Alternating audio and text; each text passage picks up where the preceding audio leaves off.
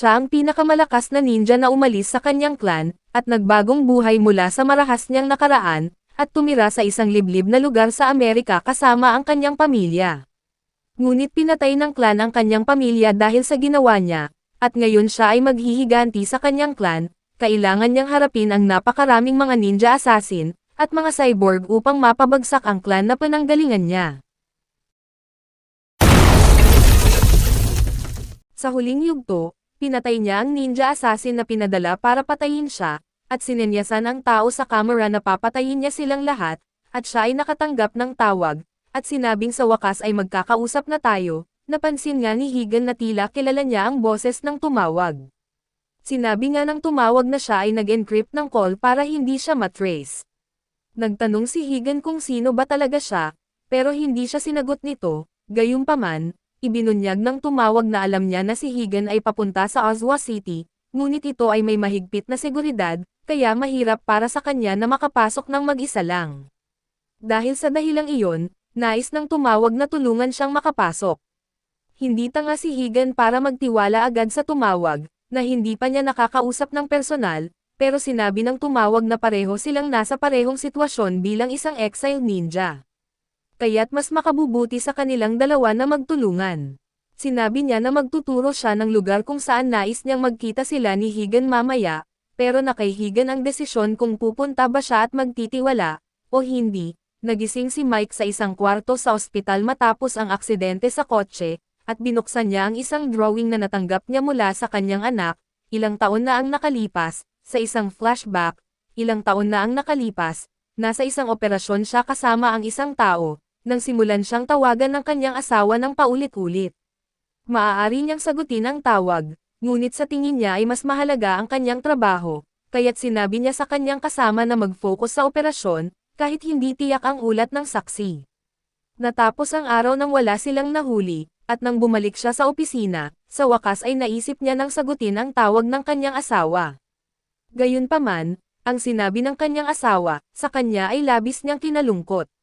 Ang kanyang anak ay namatay sa isang aksidente sa kotse, na ginawa ng isang di kilalang lalaki na naiulat na nakatulog sa biyahe. Labis ang lungkot ng kanyang asawa at sobrang nagalit ito sa kanya, para sa hindi pagsagot sa kanyang cellphone para sa mga ganitong pangyayari, at dinivorce siya nito. Nang araw na iyon, nawalan siya ng kanyang anak at asawa, at ngayon ang tanging bagay na natitira na lamang sa kanya ay ang drawing na ginawa ng kanyang anak para sa kanya, na pinanghahawakan niya para magpatuloy sa buhay. Habang inaalala niya ang lahat, na-interrupt siya ni Higan na biglang sumulpat sa sulok. Naiinis si Mike kay Higan dahil bigla-bigla na lang itong sumusulpot, ngunit sinabi ni Higan na may sasabihin siya. Sinama nila si Emma, at sinabi ni Higan ang tungkol sa lalaking nakausap niya na nag-aalok ng tulong sa gagawin nilang mission. Hindi masyadong kumbinsido si Mike na tunay na isang ninja ang nakausap ni Higan, ngunit sinabi ni Higan na may sinabi itong isang sikreto ng mga ninja, na ngayon lang niya ulit narinig simula nang siya ay tumira sa bansang ito. Sinabi rin ni Emma, na maaaring katulad niya rin ang lalaki, dahil sa kanyang pinagsasabi pagdating sa seguridad ng Oswa dahil ito ay hindi biro. Kailangan mong maging isang kaluluwa para makalusot ng walang madedetect kahit konti. Pero sinabi ni Higan na kung sakaling mahuli siya ng Oswa, kailangan niyang patayin ang lahat ng mga bantay. Hindi gusto ni Mike na marinig ang sinabi ni Higan na gusto niyang pumatay, pero hahayaan niya muna iyon. Ang mahalaga ngayon, ay planuhin kung paano sila makakapasok sa lungsod ng Oswa. Nang sinabi ni Mike ang huling pakikipag-usap niya sa kanyang boss, naisip niya na maaaring kinokontrol ito ng Oswa, kaya sinabi ni Emma, na mas magandang mag-quit na lang siya dahil ayaw niyang matanggal. Maaaring tama siya nang sabihin niyang ang pinakamabisang paraan para makakuha ng mga lihim ng Oswa, ay ang pumasok sa kanilang HQ, ngunit hindi niya alam na napakahirap pala nito. Pinakiusapan siya ni Mike na wag siyang mag-quit, dahil siya ang tech girl nilang cute. Dahil sa sinabihan siya ng cute ni Mike, naisip ni Emma na maaari siyang makipag-ugnayan sa mga hacker ng dark web, na matagal nang nagmamanman sa mga operasyon ng Oswa, para sila ay makapasok. Ayon nga sa mga hacker na ito, naniniwala sila na plano ng Oswa na sakupin ang mundo, sa pamamagitan ng pagbuo ng mga sandata ng mass destruction. Sa una, iniisip ni Mike na ito ay wala lang, kundi mga teoryang konspirasyon, pero kung tutuusin, mas mabuti nang maging maingat sila kaysa magsisi sa huli. Nakahanap si Emma ng admin ng dark web group na nagsasabing isa siya sa mga dating researcher ng OSWAC, ngunit ito ay malayo sa kanila, kaya't tatagal ng ilang sandali bago nila siya marating. Sinabi ni Mike na hindi iyon magiging problema, ngunit gusto niyang pumunta mag-isa dahil sapat na ang tulong na ibinigay ni Emma sa kanila. Hindi niya nais na itaya ang buhay ni Emma sa isang misyon na tulad nito, at siya naman ay wala nang natitirang mahalaga sa kanyang buhay, kaya't walang mawawala sa kanya. Gayunpaman, hindi pumayag si Emma dahil napakalapit na nilang mapasok ang OSWAC, at kung swertehin siya, maaari pa siyang makakuha ng ilan sa kanilang cutting-edge na datos at ibebenta niya ito ng milyones sa black market. Dahil hindi sumusuko si Emma, nagkasundo silang lahat na manatiling magkakasama. Nang aalis na si Higan, sinabi nito sa kanila na maghanda na rin. Gayunpaman, bago siya umalis, tinanong siya ni Mike kung sinabi ba niya sa kanyang asawa na siya ay isang ninja. Sinabi ni Higan na alam ng kanyang asawa ang lahat tungkol sa kanya, dahil isa rin siyang ninja, at pareho silang lumabag sa ninja code na bawal magmahalan ang dalawang ninja.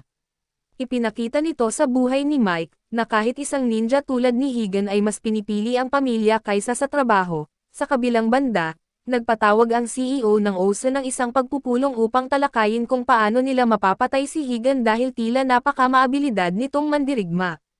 Pinagtawanan siya ng pangit na lalaki dahil sa kanyang pagpuri kay Higan, ngunit hindi niya ito pinansin, bagkus ay tinalakay niya ang mga datos na kinakailangan para madaling mapatay si Higan, ngunit hindi ito sapat. Sa katunayan, kung kinakailangan, handa siyang magpakuha ng 9,000 na mandirigma mula sa kanyang assistant kung makakapagbigay ito ng maayos na datos para labanan si Higan. At handa rin siyang gawin ang anuman para magtagumpay. Tinanong ng CEO ng OSA kung ano ang plano nila dahil tiyak na susugod si Higan dito, ngunit sinabi sa kanya na huwag mag-alala dahil ang lungsod ng OSA ay 100% na hindi mapapasok. Hindi niya gusto kapag ginagamit ng mga tao ang salitang 100% na secure, dahil iyon ay ginagamit lang ng mga hindot na tao, ngunit bago pa siya muling magsalita, tinanong niya si Big D kung nakikinig ba siya sa kanilang pagpupulong. Tiniyak ni Big D na nakikinig siya, ngunit mayroon siyang mga mas mahahalagang bagay na kailangang asikasuhin, tulad ng pagtitiyak na mananatili siyang fresh pagkatapos ng pagpupulong, at sinabi rin niya kung si Higan ay magpupumilit na pumasok, siguradong mamamatay ito. Sinubukan ng pangit na lalaki na magbiro tungkol sa ethics ni Big D, ngunit nainis na si Yamaji sa pakikinig sa kanyang walang kabuluhang kadaldalan at ginamit ang kanyang mahika upang patahimikin ito. Sinabi niya na lahat ay alam na kung gaano kadelikado si Higan sa puntong ito, kaya sila ay nagpupulong. Kinakailangan nilang malaman kung paano gumagana ang kanyang teknik upang talunin siya, at maaari nilang iisang tabi muna si Michael dahil hindi pa siya banta sa kanila, at hindi nila dapat gawing mas komplikado ang mga bagay-bagay. Hindi gusto ng CEO ng OSA na inuutusan siya, ngunit siya ay sumasang-ayon sa lahat ng sinabi ni Yamaji, kaya tinapos na nila ang pagpupulong. Sa kanilang pag-uwi, tinanong niya ang kanyang assistant, si Dilly, kung gaano kalayo ang mararating ni Higan sa loob ng lungsod bago siya mapatay. Sinabi niya na hindi siya natatakot kay Higan, ngunit masaya siyang makakita ng isang individual na lumulusob ng buong puwersa, at umaasa siya na makakuha ng napakahalagang datos mula rito. Samantala, sinabi ng anghel ng kamatayan kay Yamaji, na masaya siyang patayin si Higan kung iuutos niya. Gayunpaman, sinabihan siya ni Yamaji na manatili na lang, dahil plano niyang ipadala muna ang iba upang piliting si Higan na ituro ang kanyang teknik. Sinabi rin niya na ang kanilang kamatayan ay walang saysay sa organisasyon, at konting panahon na lang, bago nila makamit ang kanilang tunay na layunin. Sa isang flashback, nakapasok na ang 3 ninja sa isang gusali, kung saan kanilang pinatay ang lahat ng mga bantay at ninakaw ang ilang mga top secret na dokumento ng gobyerno. At pagkatapos na magawa ang kanilang misyon, sila ay mabilis na naglaho sa dilim. Pagtapos nun, tinanggap si Higan ng ninja organization at binigyan ng kanyang ninja name. Ito ay patunay ng kanilang kasanayan at kapangyarihan bilang ninja kaya dapat nilang ipagmalaki ito. Mula sa sandaling iyon, sila'y tinawag na si Higan, Zai, at Mari, ngunit hindi lang pangalan ang kanilang tatanggapin bilang bahagi ng seremonya. Sila din ay tuturuan ng mga espesyal na teknik na hindi nila pwedeng ibahagi sa iba. Matapos ang seremonya, silang lahat ay umuwi na para magpahinga. Tila masaya si Mari sa pagkakaroon ng pangalan, ngunit nahihirapan si Zai na sanayin ito. Ang pagkakaroon ng pangalan ay nangangahulugan na hindi na sila mga ninjang pwedeng itapon lang basta, pag namatay sila. Tinandaan nila ang araw na ito, at sinabing palagi nilang maaalala ang isa't isa at ang bond na kanilang nabuo. Upang gunitain ang okasyon, nag-share ng inumin ang tatlo at nagtawanan habang si Higan ay aksidenteng nasamid. Lumipas ang ilang sandali at sila'y ipinadala sa isang misyon kung saan ang ilang mga mahihinang security guards lamang ang kailangang patayin upang makapasok sa bahay ng target. Binaril siya ng lalaki, ngunit alam natin na walang laban ang baril laban sa kanila, kaya't siya ay pinatay na tinusok sa ulo at pumasok sila sa kwarto. Sa panahon na iyon, napansin ni Mari na may gumalaw sa closet, kaya't pumunta siya para tingnan at nakita niya ang asawa at anak ng lalaki na nagtatago. Ang normal na protocol ay patayin ang lahat ng mga saksi sa lugar, ngunit nag-aalangan si Mari na patayin ang bata, at ang isang sandali ng pag-aatubiling iyon ay sapat na para ang babae ay pagbabarilin siya ng buong magazine sa kanyang katawan. Pinilit ni Mari na saksakin ito sa leeg, ngunit siya ay labis na nasugatan, at halos mamatay na, bilang ang unang ninja na napatay ng baril. Lumapit si Higan upang tingnan siya, habang ang iba pang security guards ay nagsimulang magpaputok sa kanilang direksyon, kaya't itinapon niya ang isang smoke grenade at tumalon sa labas ng bintana habang bitbit si Mari. Umahan siya ng makalayo, kasama si Mari na walang malay dahil sa napakatagal nila sa ilalim ng tubig, kaya't binigyan niya ito ng CPR hanggang siya ay magising. Pagkatapos ay naghanap sila ng matutuluyan sa isang malapit na kuweba, kung saan sinabi sa kanya ni Mari na iwanan siya para sa kapakanan ng misyon. Hindi niya sinunod ang kanilang protocol, kaya't handa na siyang tapusin ang kanyang buhay, dahil na rin sa hiya ng pagkabigo sa kanyang misyon at sa mga tama ng baril. Sa kabutihang palad, mabilis na napigilan ni Higan si Mari na patayin ang kanyang sarili, at hinawakan niya ang kutsilyo na ilang pulgada na lang mula sa kanyang leeg. Pinaalala ni Mari sa kanya ang code ng mga ninja na huwag maging emosyonal kahit sa mga kakampi, ngunit nagpa siya na si Higan na labagin ang code na iyon noong araw na nakilala niya siya. Pagkatapos, sila'y naghalikan, at sa oras na iyon ay nakita sila ni Zai na pagod sa isang sulok ng kuweba. At doon na nagsimula ang kanilang mga problema sa organisasyon.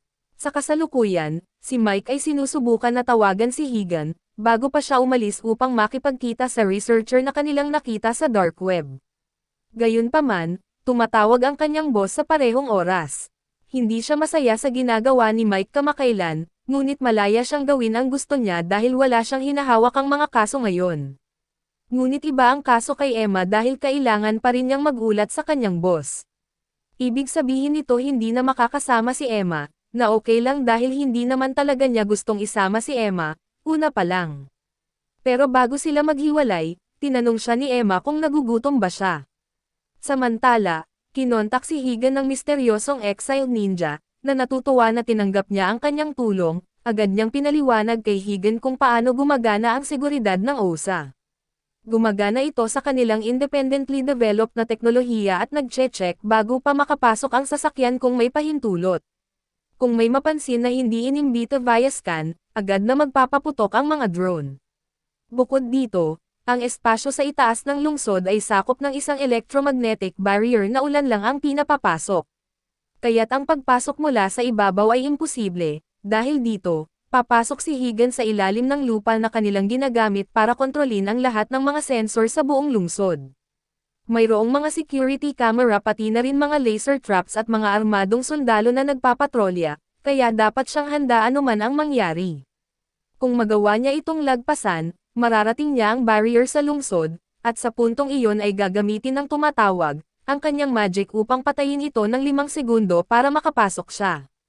Sa isang pares mami, kumakain sina Emma at Mike at ipinaalam ni Emma kay Mike, na bagamat hindi si Mike ang pinakamahusay na mentor, kailangan niyang aminin na marami rin siyang natutunan kay Mike, kaya kahit magtrabaho sila ng magkahiwalay ngayon, nais niyang siguruhing mananatili si Mike ng ligtas. Sa kabilang banda, narating na ni Higan ang gilid ng lungsod ng OSA, at sinabihan niya ang lalaking tumawag na ihak na ang lahat ng internal security camera, kaya may 8 minuto siya bago nila siya makita.